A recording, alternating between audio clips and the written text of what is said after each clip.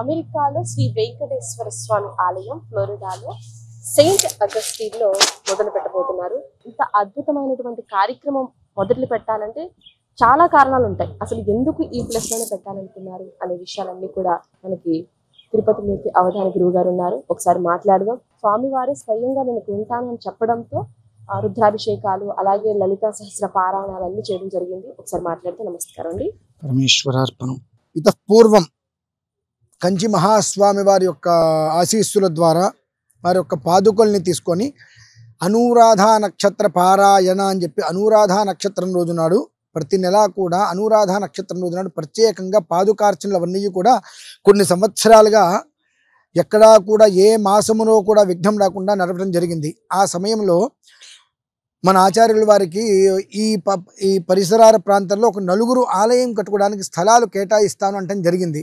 వారు సందిగ్ధంలో ఉన్నారు ఏం చెయ్యాలి అని. ఆ సమయంలో హైదరాబాదులో వీరు ఎవరో కూడా తెలియదు ఒక అమ్మాయి. ఆ అమ్మాయికి స్వామివారు స్వప్నం సాక్షాత్కారంలో జాక్సన్విల్లో ఒక చోట స్థలం చూశాడు. సెయింట్ అగస్టిన్ అనే అగస్త్య మహర్షిగా పేరు పొందినటువంటి ప్రదేశంగా వస్తుందని చెప్పడం, దీని పేరు సెయింట్ అగస్టిన్ అనేటువంటిది అవ్వడం కూడా యాదృచ్ఛికం. అలాగే మనకు హయగ్రీవ అగస్త్య సంవాదే అని చెప్పి లలితా సహస్రనామాన్ని కూడా మనం అనుకుంటూ ఉంటాం. అలాగే ఈ భూమిలో ఎన్నో రకాల అశ్వాలు ఈ ప్రాంగణంలో తిరిగినటువంటి ప్రదేశం ఇది.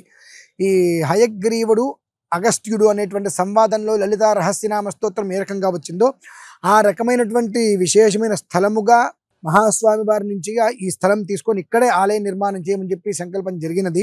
బాల ఆలయంగా నిర్మాణం జరిగినది. అందరూ కూడా సమగ్రంగా సహకరించడం మొదలుపెట్టి ముందుకు వస్తున్నారు. ఇప్పుడే ఎవరెవరైతే ఆలయానికి వస్తూ మొన్న జన్మాష్టమికి పుత్రకామేష్టి యాగం జరగడం, కొంతమందికి సంతానం వెంటనే అందటం, వారికి కన్సీవ్ అవుట్ ఇటువంటివి కూడా ఇది మన గొప్పతనం ఏమీ లేదు.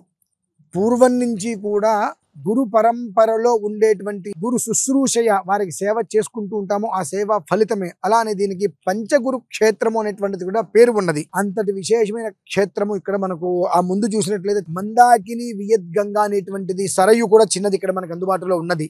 ఈ ఒక్క ప్రదేశంలో ఆలయం రావటము అనేటువంటిది జాక్సన్విల్ అంటే మనందరం రకరకాలుగా అనుకుంటూ ఉంటాము. శాస్త్ర ప్రమాణంగా కనుక తీసుకున్నట్లయితే శ్రవణ నక్షత్రానికి మూలం.